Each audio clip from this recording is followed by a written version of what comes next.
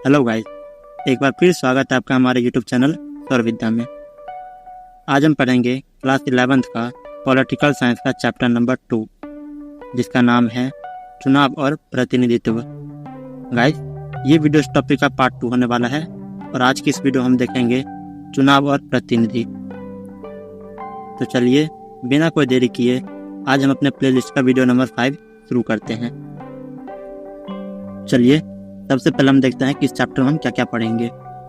सबसे पहले हम पढ़ेंगे लोकतंत्र के प्रकार, उसके बाद चुनाव और प्रतिनिधित्व, चुनाव आयोग, समानुपातिक प्रतिनिधित्व, निर्वाचन क्षेत्र का आरक्षण और लास्ट में चुनाव सुधार।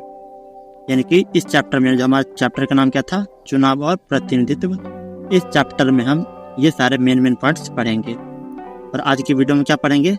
आज की वीडियो हम देखेंगे सबसे पहले कि प्रतिनिधित्व क्या होता है, लोकतंत्र के कितने प्रकार है और चुनाव क्या है। इसके बारे में आज हम डीपली बात करेंगे। तो चलिए देखते हैं। देखिए सबसे पहले हम पढ़ेंगे प्रतिनिधि। यानी प्रतिनिधि क्या है? चुनाव प्रक्रिया द्वारा जनता जिस व्यक्ति को चुनकर संसद या विधानसभा में भेजती है, उस व्यक्ति को हम क्या कहते हैं? प्रतिनिधि। और हमें प्रतिनिधि की आवश्यकता क्यों पड़ती है? देखिए, विशाल जनसंख्या व बड़े क्षेत्रफल के कारण कानून बनाते समय या निर्णय लेते समय सभी नागरिक प्रत्यक्ष रूप से भाग नहीं ले सकते, इसलिए हमें प्रतिनिधियों की आवश्यकता पड़ती है।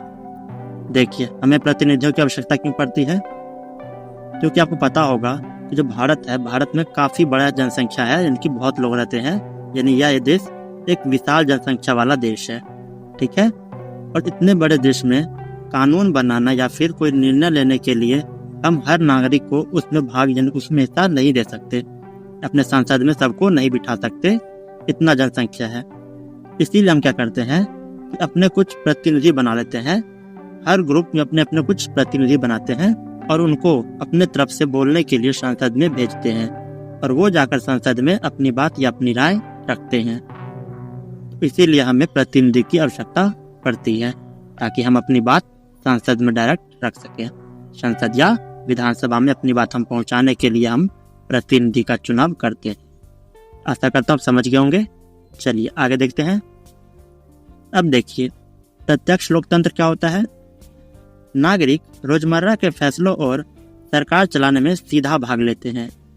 उदाहरण के लिए प्राचीन चुनाव यानी कि ग्राम सभा वाली। देखिए, इसमें क्या होता है कि प्रत्यक्ष चुनाव में जो नागरिक है हमारे, वह खुलकर अपना फैसला लेते हैं और सरकार चलाने में अपना सीधा भाग देता है। यानी डायरेक्ट चुनाव करते हैं नागरिक जाकर अपने सरकार का।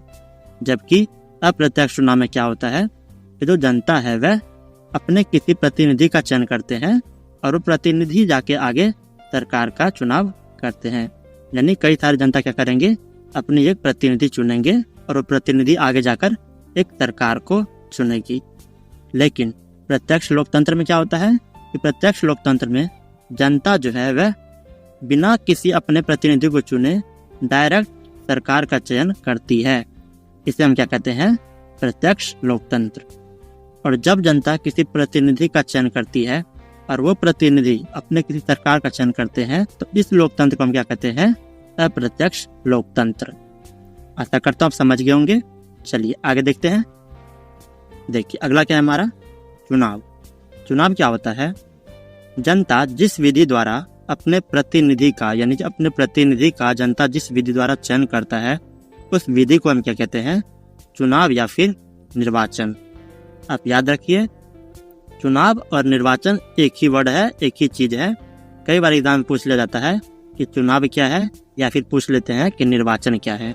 तो आप याद रखें कि चुनाव और निर्वाचन एक ही है। आगे देखिए, चुनाव और लोकतंत्र। चुनाव और लोकतंत्र दोनों एक सिक्के के दो पहलू हैं। चुनाव के बिना लोकतंत्र अधूरा है और लोकतंत्र का चुनाव के बिना कोई महत्व नहीं है। अर्थात जो चुनाव है और लोकतंत्र है, यह दोनों एक सिक्के के दो पहलू हैं। कैसे? देखिए, जहाँ चुनाव नहीं होगा वहाँ लोकतंत्र भी नहीं होगा। आपको पता होगा, जैसे हमारा पाक है, पाक में क्या होता है कि वहाँ पे कभी लोकतंत्र स्थापित होता है तो कभी सेना शासन। जब लोकतंत्र स्थापित होता है तो वहाँ पर चुनाव करवाए जाते हैं। लेकिन जब सेना शासन आती है तो चुनाव का कोई महत्व नहीं रहता, यानी कि यहाँ पर लोकतंत्र का कोई महत्व नहीं रहता। वहाँ डायरेक्ट कोई सेना अपना शासन लेकर, अपना राज लेकर आ जाती है। लेकिन वही इंडिया में क्या होता है, इंडिया में लोकतंत्र है। आपको पता होगा कि हमारा भारत एक लोकतांत्रिक देश है। तो यहाँ पे क्या होता है कि जब भी किसी पार्टी को अपना सरकार चलाना होता है या बनाना होता है तो उनका चुनाव करवाया जाता है, यानी कि उनका चुनाव प्रक्रिया द्वारा विजय हासिल करना पड़ता है और उसके बाद जाकर वह अपना सरकार चला सकता है हमारे देश के अंदर। अर्थात देखिए, इसमें ये कहना चाहते थे कि जो चुनाव है, चुनाव और लोकतंत्र दोनों क्या है, एक ही सिक्के के दो पहलू है। ना चुनाव के बिना लोकतंत्र स्थापित हो सकता है और ना ही लोकतंत्र के बिना चुनाव स्थापित हो सकता है, यानी दोनों एक दूसरे के पूरक हैं। तो आज की वीडियो में इतना ही। आशा करता हूँ आपको वीडियो समझ आया होगा। Thanks for watching. अगर आपको हमारे वीडियो पसंद आया हो तो इस वीडियो को लाइक करके हमारे चैनल को सब्सक्राइब करें, साथ ही साथ बेल आइकन ऑन जरूर करें। और गाइज, इस वीडियो में दिखाए गए ये नोट्स अगर आप हमसे लेना चाहते हैं तो हर वीडियो के डिस्क्रिप्शन बॉक्स में, यानी कि आपको इस वीडियो के डिस्क्रिप्शन बॉक्स में भी एक लिंक मिल जाएगा व्हाट्सएप ग्रुप का। आप वहां जाकर हमारा व्हाट्सएप ग्रुप ज्वाइन करें और हमसे संपर्क करें, हम आपको नोट्स प्रोवाइड करा देंगे। तो मिलता है किसी और नई वीडियो में, तब तक के लिए नमस्कार।